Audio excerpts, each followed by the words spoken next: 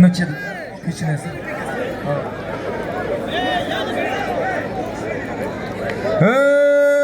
مردمی بلنگ ناموسی ناحیه خراسان زمین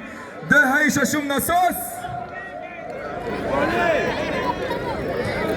50 سوان پول اینام حاجی کوچر 100 سوان پول اینام کی بودی جا در نمیو اینام اولیم علیوف 100 سوان پول با اینام کی بیاره دم پولا را اینام اکی دولت محمد 100 سوان دیگه پول در بالای همیو اینام سعید حاجی کمالوف 50 سوم دیگه چند سم شی 400 سوان پول خدا اقبال و ابرو الله اکبر چشید چشید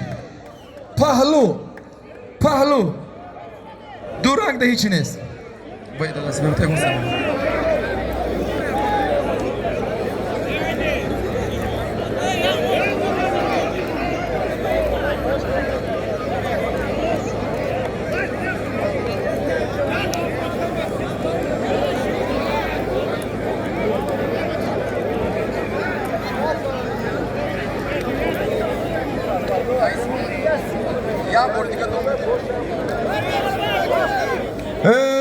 مردم همین محمد پهلوان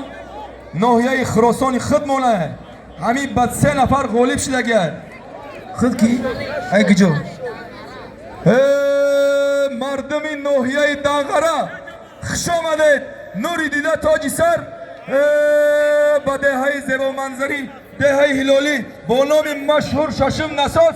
خوش آمدید محمد پهلوان نیست محمد پهلوان ناحیه خراسان از همین معرکه را با ترتیب مدران التماس همین مردم زیاده را هم پشمو بیرون کنه کی ایده اینجا فقط پهلوان ایجا بسا محمد پهلوان نیست که محمد پهلوان نه که کچه رای 50 سمش بگه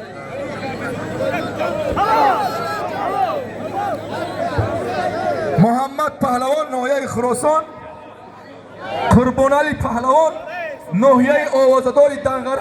ایناشون 100 سوان پول خدا اقبال و ابرو الله اکبر بگی ببرشون چشی